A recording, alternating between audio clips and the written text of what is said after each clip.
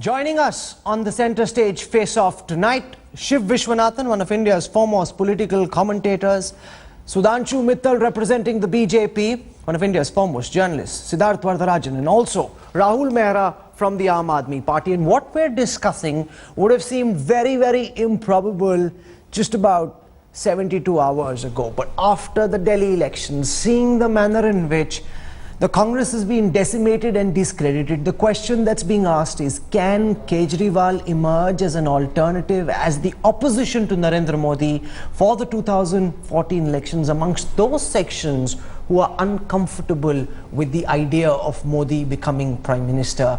Or are Kejriwal's voters actually Modi's voters, and therefore this question doesn't arise in the next general elections? I want to put this question first to Shiv Vishwanathan. See, it's very clear that the first drama was the anti-Congress wave. And to a certain extent, the country is committed to the fact that the Congress's dynasty cannot survive. That much is clear. Once you have decimated the family, if not the party, the next question is, how does one ride the wave and who rides the wave? Two separate questions.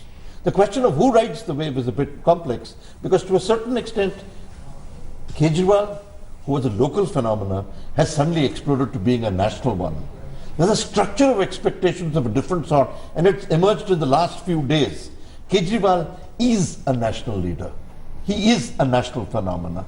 The question is, unfortunately, Modi and Kejriwal are both looking for the politics of the new. Both are backed up by a younger generation which wants the Congress to go. The question is, can they share the waters? I don't think so. I think to a certain extent, there has to be a confrontation. Analysts made the mistake. Yeah, go on. Kejriwal has to play a quiet waiting game because the longer he plays, the more he'll gain. Analysts made the mistake, Siddharth Varatharajan, of underestimating Kejriwal earlier.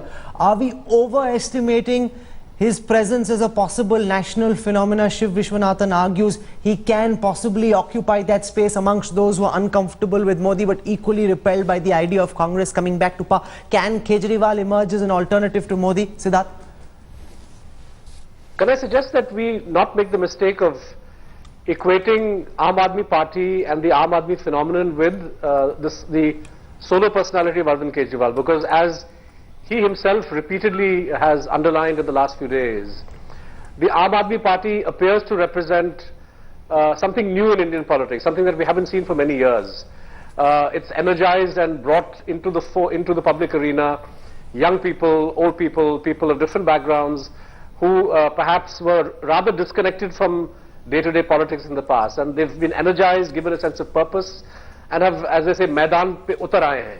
So Kejriwal may be the face, he's the leader, but you have scores of young leaders who emerged who were unknown till the previous day. And I think the Aam Aadmi, taken as a collective, was underestimated.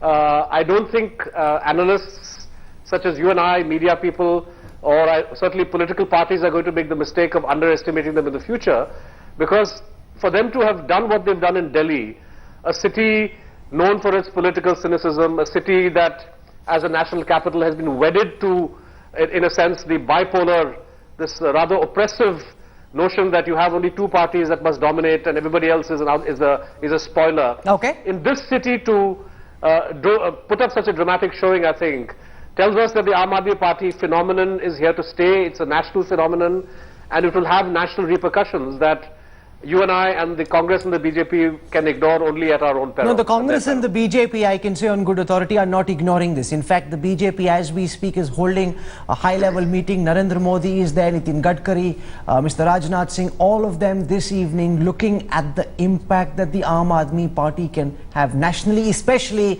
if elections are advanced and they're held separately from the general elections, and if in Delhi the Aam Aadmi Party is able to form a government by itself. But to be able to beat a discredited Congress, Rahul Mehra, is one thing, and that's happened in Delhi. Arvind Kejriwal comes from here, most of his activism has happened in the capital, but to be able to take on Modi nationally, isn't that way beyond the realm of what's possible, given also the fact that there's just 4 to 5 months at the most to go for the next general elections, Rahul Mehra? Rahul, if we go back a year, I think what you are saying would have been absolutely correct. But who would have believed that Aam Aadmi Party, and I'm saying so with responsibility, about a couple of months back, or maybe just before the elections, that we would emerge the way we have, just because of the common man of this country who's completely fed up with the politics and the polity the way it's turned out to be, unfortunately. Also, we must not lose sight of the fact, Rahul, that there are certain issues, and we are actually a party which is issue-based. We are not a party which is, just playing to the galleries. We have. You're not answering my question, Rahul. Do you believe Arvind Kejriwal can emerge as an alternative to Modi ahead of the general elections? That's the premise of the debate. Restrict your response to that, please. Yes. Why? Rahul, I was just answering that itself. Give me 30 seconds and you just allow me. Because it is not the issue that price rise is centric to Delhi. Corruption is not centric to Delhi.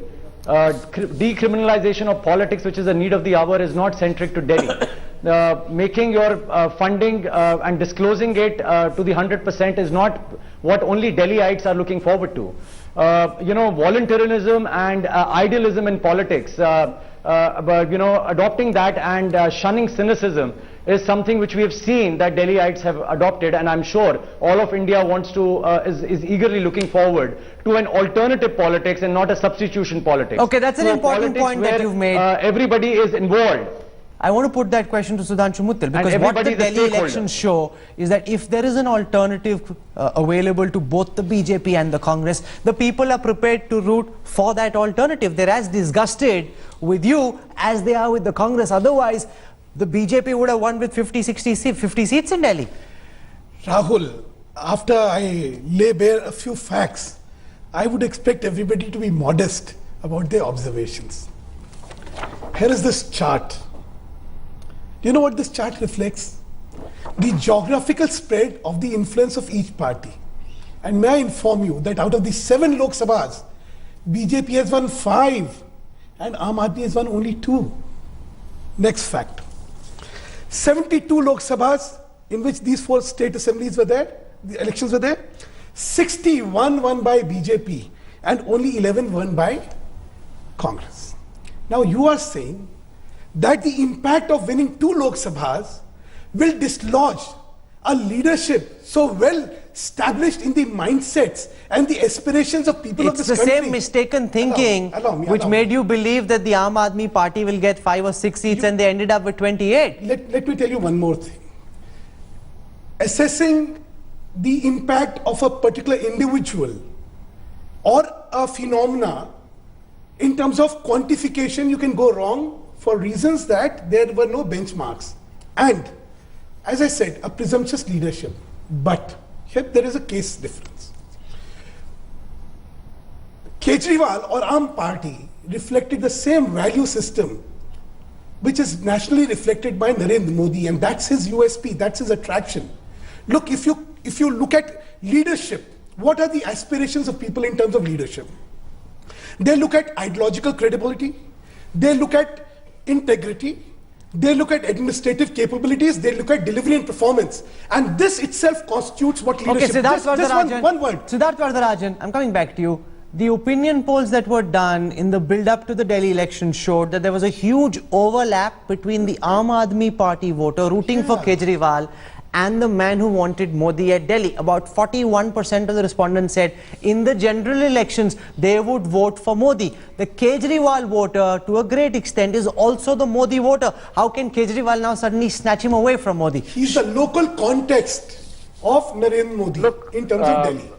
Rahul, yes. Rahul, the mistake that we are making in posing the question this way is that we are looking at Indian politics as Indian politics today revolving around whether somebody is for or against Modi. That's not the scene you have.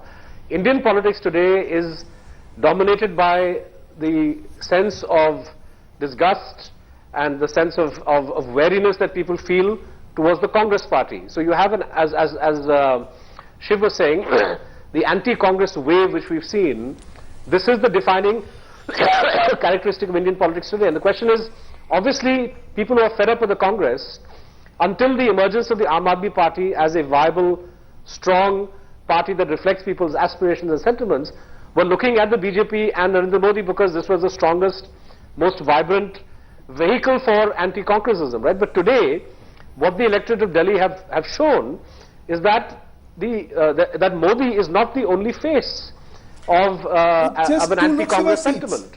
So people have a choice, and now people will choose.